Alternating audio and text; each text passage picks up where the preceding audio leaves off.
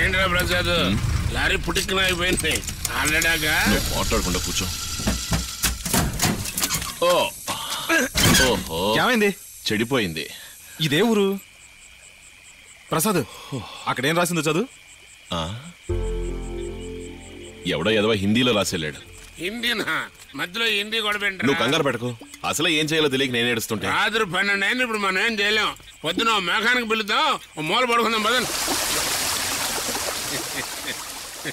ఎందుకో ఆ నవ్వు? ఏం లేదమ్మా, మనం మామూలు మనుషులాగా నిద్రపోతుంటేను దొంగతనాలు చేసినంతకాలం ఒళ్ళు మంచి ఒకసారిగా ఉండేదిరా. మానేసిన తర్వాత బద్ధకం బలిసిపోయింది. పులేతో అరుస్తుందిరా. పులైతే ఏంటి? నల్లకుండా పడుకున్నా అన్న అట్లాంటి దానికి భయపడ్డావు. పంచె తడుస్తుంది అంతే. దేనికేం తక్కలేదు. ఇట్లాంటి డొక్కు లారీని డబ్బులు ఇచ్చుకుని రోడ్డు పక్కన పడుకునే కంటే కొత్త లారీని కొట్టేసి చివరిసారి దొంగతనం చేసి రూట్లో వదిలితే ఎంత బాగుండేది. వచ్చే ధర లేదని తిందానంటే విన్నారా?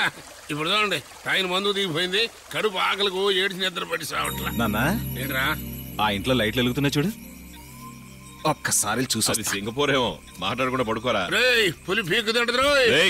ఆ తర్వాత బొట్టు చుట్టూ 48 ఇంజక్షన్లు పొడిపించుకోవాలి. గిరుక్కులే పులికి ఆదంటే తెగ అదుర్సులే. నాన్న నాన్న గోవిందు. ఏంట్రా చెప్ప? మనసు చల్లబడింది నాన్న. మార్గశిర మాసం కదా, మంచుకు చల్లబడతలే. అది కాదు నేను చెప్పేది. ఏంటి? ఏ రోజు నుంచి కష్టపడి బతకాలని నిర్ణయించుకున్నాము ఆ రోజు నుంచి మనసు ప్రశాంతంగా ఉంది. ఎక్కడైనా మనకంటూ ఓ స్థలం కొనుక్కుని ఓ చిన్న గుడిసేసుకుందాం. అవునవును. ఆ తర్వాత పడుకోవడం, సాప తెచ్చుకోవడం, పక్కన పడుకోవడం, పెళ్ళం తెచ్చుకోవడం, పెళ్ళం మాట నాన్న నడు రోడ్డు మీద కుదిరేయటం. నీ బుద్ధి చేస్తే మారదు. నీకు చెప్పడం నాకు అర్థమైంది లేరు. నువ్వేదో రాంగ్ రూట్ వేసుకుని ఆ రూట్లో వెళ్తున్నావు. రే రే రే, మీ ఇద్దరు తప్ప నాకెవరున్నారా? రేపు పెళ్ళం మాట నీ నాన్నను ఆనందం చేయకండి రా. దిగులు పడక నాన్న, నువ్వు ఉన్నంత వరకు నేను పెళ్లి చేసుకోను. అబ్బా, ఇప్పుడురా నా మనసు చల్లబడి. అలా నువ్వు ఎక్కువ రోజులు ఉండకు.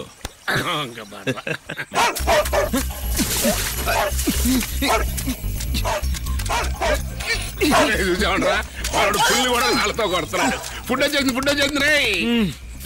ఉంది, ముగ్గురం సర్దుకు తిన్నాం. దొంగతనం చేసావా? చచ్చా, ఆ పని మనం ఎప్పుడు మనిషంగా. మరి ముష్టెత్తుకు వచ్చావా? ముష్టెత్తాల్సిన కర్మ నాకేంట్రా? నాకలంటే కష్టపడి తీసుకొచ్చాను. దానికి దొంగల పరిగెత్తుకు రావడం ఎందుకు? కుక్కలు తరుగుతుంటే పరిగెత్తుకొచ్చాను. నాకొద్దు, ఇద్దరు కలిసి మెక్కండి. ఎందుకని? దొంగతనం కాక ముష్టి కాక ఎక్కడి నుంచి వచ్చింది? సరే నేనే నిజం చెప్పేస్తాను. తలుపు కొట్టి ముగ్గురికి ఫుడ్ ఉందా అని అడిగాను. దానికి ఆ ఇంటి ఆయన, నువ్వేమన్నా ఇంటి కల్లుడివా, అర్ధరాత్రి తలుపు కొడుతున్నావు అని ఫటక్కన ఒకటి ఇచ్చాడు. నాకు పిచ్చ కోపం వచ్చేసింది. చటక్కన కత్తి చూపించా, లటక్కన అన్న గిన్నెతో సహా చేతులెట్టాడు. అంత డీచెంట్ గా తెచ్చింది. దీని పేరు డీచెంట? అర్ధరాత్రి నిద్రపోతున్న వాడిని లేపి కత్తి చూపించి బెదిరించి తీసుకొచ్చాడు. నానా ఈడేంటి గాంధీ తాత దగ్గర పెరిగినట్టు మాట్లాడుతున్నాడు? వదిలేంట్రా, ఆకలేసినోడు కాలు తిండి, అది ఎట్ట వచ్చిందని ఆలోచించుకోకూడదు. అన్నం దేవుడితో సమానం కాదంటే కళ్ళు పోతాయి. అన్నం దేవుడితో సమానం కనుక ఇద్దరు పంచుకోండి. ఏ నీకొద్దా? అయితే మాకు వద్దు. నువ్వే పోరా. పోరా అవతలకి. నువ్వే పోరా అవతలకి. ఎక్కడికైనా పోరా. నువ్వే ఎక్కడికైనా పోరా. అడిగేది. చాలా మంచి పని చేశారు. ఇది ముగ్గురికి ఎట్టగో సరిపోదు, నేను ఒక్కడే తింటాను. ఎరా, కత్తిని చూపించి అన్నం తీసుకొచ్చావు, అట్టగా కోడిని కోసి కూర కూడా ఉండమంటే సరిపోయేది కదా. దానికి ఇంకో కత్తి కావాలా? నీ కొంచెం బలిసింది.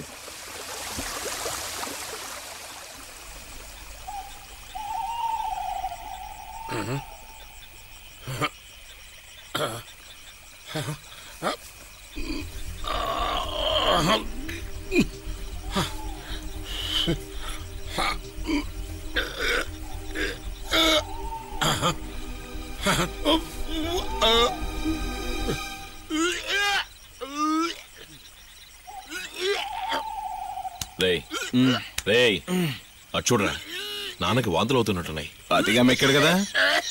నీ కోట వరకు నువ్వు తింటే ఓకే, మా కోట కూడా కలిపి తింటే మరి ఓకే. ఏమైంది నాన్న?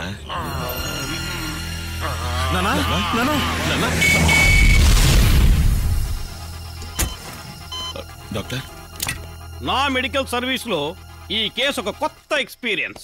ఈ ఆసుపత్రికి ఎప్పుడు 2 రకాల కేసులు వస్తుంటాయి. ఒకటి యాక్సిడెంట్ కేసు, ఇంకోటి రాయుడు గారి చేతిలో చావు దెబ్బలు తినొచ్చే కేసు. అది వస్తుంది చూసారా?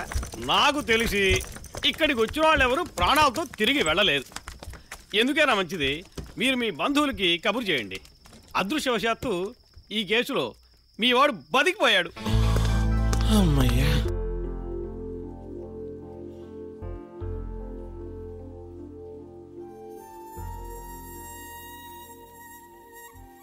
ప్రసాద్, నాన్న మీ నాన్న చివరి కోరిక తీర్చరా. ఏమిటా నువ్వు మాట్లాడేది చెప్పు. ఒక ఆవు పాటలు బ్రాందీ తీసుకొచ్చి ఈ మందు సీసాలు కలపరా. ఓవర్గా తాగి తగేట తెచ్చుకున్నావు. ఇకనైనా దాన్ని మర్చిపో. పరా. మిస్టర్ గోవిందు, నీకు నయమైపోయింది. Thanks sir. ఇంకేదైనా ప్రాబ్లం ఉందా? మాటి మాటికి నరసం వచ్చి వచ్చిందా అని అడుగుతుందండి. మూత్రం అయితే వస్తుంది కానీ నాకు కావాల్సింది మాత్రం రావట్లేదండి. బై ద బై, గోవింద్ మీకు ఏమవుతాడు? మా నాన్న సార్. ఫ్యామిలీలో ఏమైనా ప్రాబ్లమా? అయ్యో, మా నాన్నకి ఫ్యామిలీ అంటే ఎవరు లేరు సార్. మేమిద్దరం కొడుకులం అంతే. ఇదేం రోగం డాక్టర్? Suicide attempt. అది క్యాన్సర్ కన్నా డేంజరా? ఆత్మహత్యా ప్రయత్నం అయ్యా. నేను రాత్రి ఆయన తిన్న భోజనంలో విషం కలుపు తిన్నాడు. జీవితం అన్నాక ఎన్నో సమస్యలు ఉంటాయి. వాడికి భయపడి విషం తినడం మొదలెడితే 3 పూట్ల విషమే తినాలి. ఇప్పుడు నా గురించి మేరీ గురించి ఊరంతా అసహ్యంగా మాట్లాడుకుంటున్నారు. నా పెళ్ళాం మాత్రం మాట్లాడలే. మాట్లాడిని అందుకని మేమైనా సూసైడ్ చేసుకున్నావా? హ్యాపీగా ఉంటున్నాం. So take it easy Govind, let us go. నువ్వు చేసిన పనికి ఉన్న ఒక్క దిక్కు ఎగిరిపోయాడు. అది కాదురా. నువ్వు కత్తి చూపించి అడగడం వల్లే వాడు అన్నట్లు విషయం కల్పించాడు. ముందు వాడిన చూపు చూసి తర్వాత నీ పని చెప్తాను.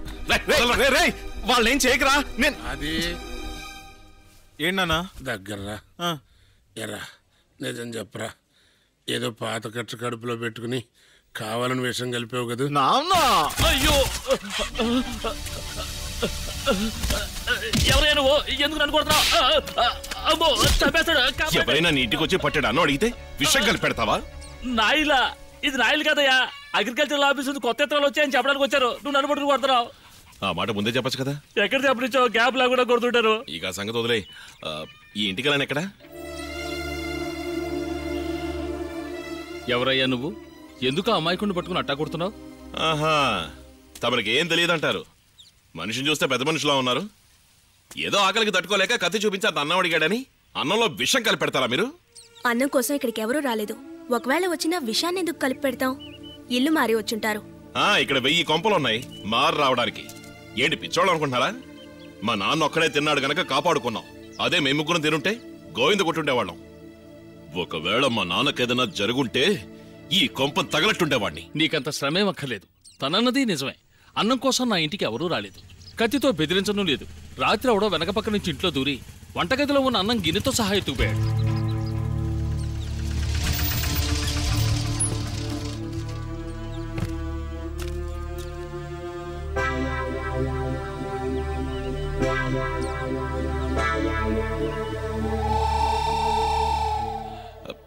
అంటే మీరు ఇంట్లో తినడానికి పులుసు గిలుసు లాంటివి ఏమి పెట్టుకోరు, విషమే పెట్టుకుంటారు. అన్నలోకి విషయం ఎలా వచ్చింది? అది నాకు పెట్టుకున్నాను. నా బిడ్డలకు పెట్టుకున్నాను. తెల్లవారితే పరువు పోతుంది. ఈ లోపు ప్రాణాలు పోవటం మంచిదని నా కుటుంబాన్ని పెట్టుకున్నాను.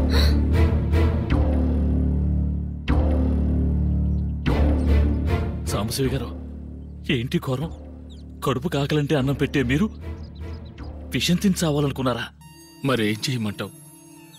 అప్పు తీర్చలేదని ఆ రాయుడు రౌడీలు ఇంటికొచ్చి అందరినీ బయటికి పోమంటారు. దాన్ని ఆపే శక్తి నాకు లేదు. 3 బిడ్డలతో నడివీధిన పడే కన్నా దేవుడా నన్ను క్షమించు అని అడిగి మనసు చంపుకునే విషయాన్ని కలిపాను.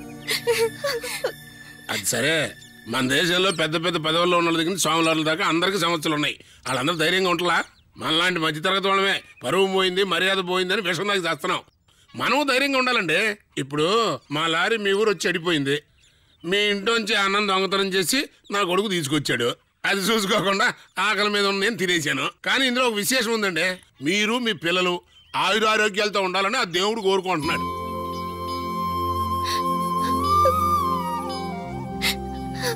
ఇంకెప్పుడు తొందరపడి పని చేయకండి. ప్రతిసారి కరెక్ట్ గా వచ్చి నేను కాపాడలేకపోవచ్చు. రేయ్, ఒక నిమిషం రా. Just 1 hour. ప్రసాద్, ఆ అమ్మాయి మంచి ఓమ్లీగా ఉంది కదా. దున్నపోతా దొంగతనం చేయనని నాన్న మీద ఒట్టేసావు కదా. అవును. మరి ఇప్పుడు చేసిన పని ఏంటి? దొంగతనం చేసి 4 ప్రాణాలు కాపాడింది తప్ప. అది కాదురా. ఏది కాదురా? కావాలంటే కొంచెం విషయం మళ్ళీ తినమని చెప్తాను. ఏంటి వద్దంటావా? రేయ్, పోరా. పొమ్మంటుంటే మరి అక్కడే చెప్పట్టు కొడతాం. ఇతనేంటి ఎవరో ఒకరిని కొడతానే ఉన్నాడు.